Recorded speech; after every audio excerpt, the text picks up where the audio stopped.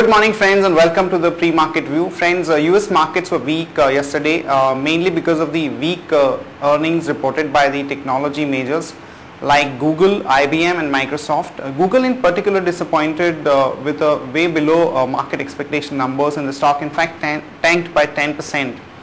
Also the weekly jobless claim data that came out at 3,88,000 was also at 4 months highest level, so that led to some kind of pressure on the markets. European markets were flat, no major news on the Eurozone front, and when we look at the Asian markets today, most of them are quiet, and Hang Seng is up about 40 odd points, so no major action on the Asian market front. On the flows front, we have seen that for the past 4 to 5 days it's been quite dull, and even yesterday we had seen a selling of about 69 crore by the FIs in the cash market, and even domestic institutions were sellers to the tune of 169 crore. What we are seeing is that for the past few days that the market is not able to cross important hurdles like 5720 and 5750, and though in the latter half of yesterday's session we had seen a strong pullback led by the banking and a few heavyweight stocks, we feel that the overall strength in the market is clearly missing. So let's talk to Shaival and find out about interesting ideas and strategies for the F&O markets. Good morning friends, let's have a view at derivatives now. Friends, what we have seen from past 7 trading sessions, we have been continuously seeing an unwinding of open interest on the futures front, but for the first time we have seen addition of around 12.7 lakh shares from past couple of trading session, and it's very good to see that the addition has taken place on the long side, as we have also seen an increase in the cost of carry. Now if we talk about the implied volatility, it has further continued to cool off, say by 50 to 150 basis point, which has been indicating that we would see some buying emerging at lower levels, and now the focus on the strikes fronts have shifted.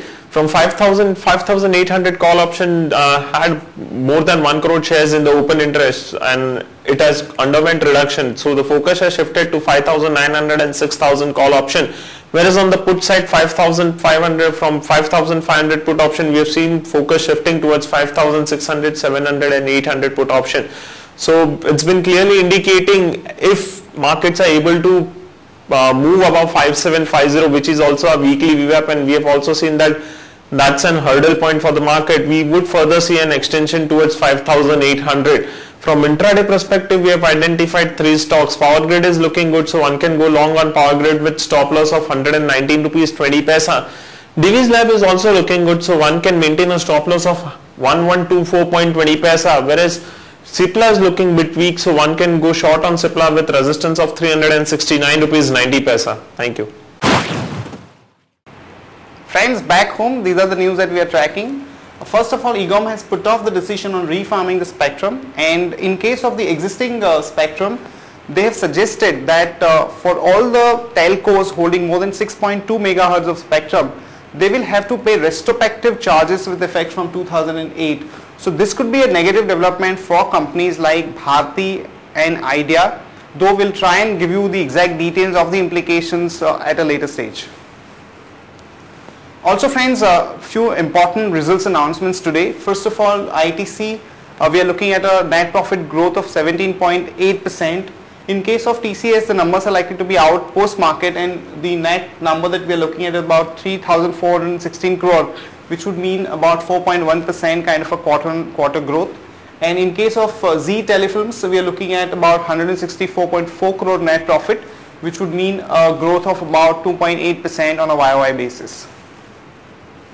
Lupin has got approval for one of the products in the US market, so one can go long on Lupin with a stop loss of 565 and a target of about 586 to 594.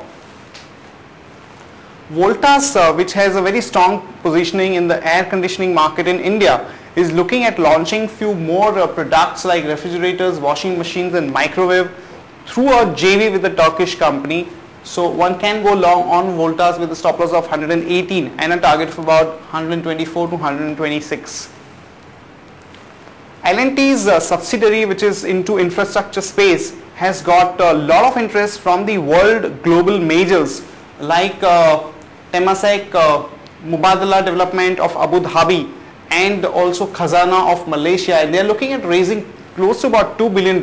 So this is definitely a positive development for the infrastructure space and L&T in particular. One can go long on L&T with a stop loss of 1635 and a target of about 1674 to 1690. And Fortis Healthcare also has raised about 510 million, which is about 2300 crore, by selling about 70% stake in the Relegate Trust. So this is definitely positive for Fortis Healthcare. One can go long there with a stop loss of 101 and a target of about 106 to 108.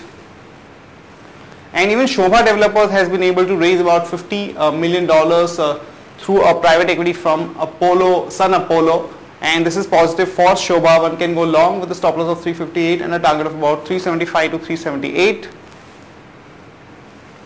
And Temasek is likely to invest about 112 million in Godrej Agrovet, which is a subsidiary of Godrej Industry.